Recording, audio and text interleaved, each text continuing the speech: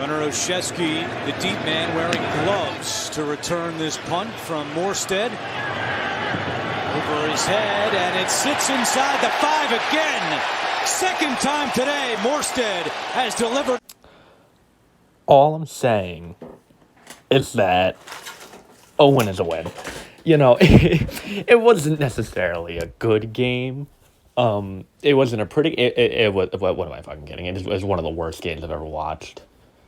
There was actually like the entire first drive of the second half of the Giants went down and scored. I actually napped through it until the very end. So I woke up to, fucking Tommy DeVito just scoring a touchdown. Yeah, this was a football game, but the Jets are 4-3. Let's go. Yeah.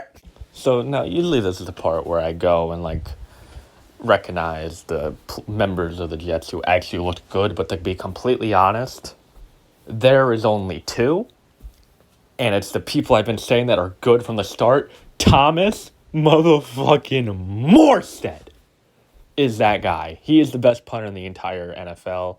I will fight any of you on that. And Greg Zuerlein, he's a pretty good kicker. He scared me though on that overtime kick. That kick was not good. That was not a pretty kick. But you know what? It doesn't matter if it's pretty. It went through the uprights. They don't ask you how. They actually, how many.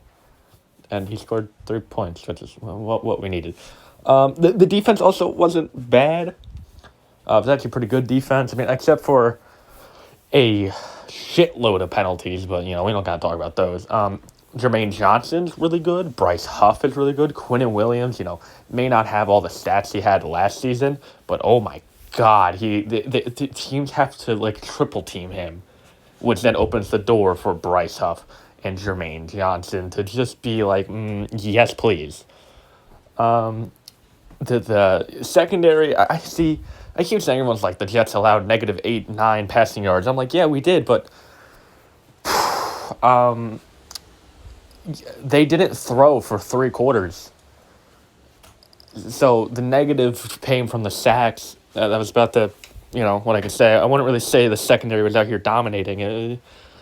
I mean, they looked good before the injury to Tyrod, but, let's go. But yeah, the defense played well. Special teams did great. But then there's the offense. So I know there were a couple injuries to the offensive line. We're down to our 4th-string center. And as bad as the offensive line is, which, to be fair, for most of the blown plays, like the Breece Hall not being able to run the ball because, the offensive line doesn't exist, and Zach Wilson did have pressure in his face all day, but there were some throws that Zach should have made. But the thing that really bothers me is there were so many times where he could have avoided a sack if he would have just thrown the fucking ball away. He just sat there. He looked confused. He rolled out the pile it was the 4th down play before late when we all thought the Giants were going to win it. It was 4th down. Wilson rolls out to his left, just kind of looks confused and kind of starts jogging, and then gets fucking obliterated. And that wasn't fun. But do you know what hurts about Zach Wilson and because that final drive, the 24 seconds, oh my God, it was a Zach Wilson masterclass. It was beautiful.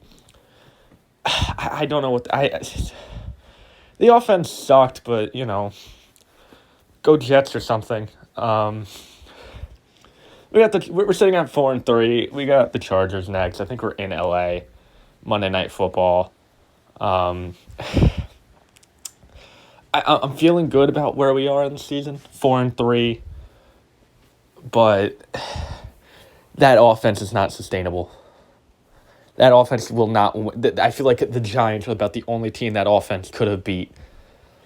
So hopefully with the Chargers, a good offense, a weaker defense, hopefully against a team that defensively isn't as good, the Jets will, step it up.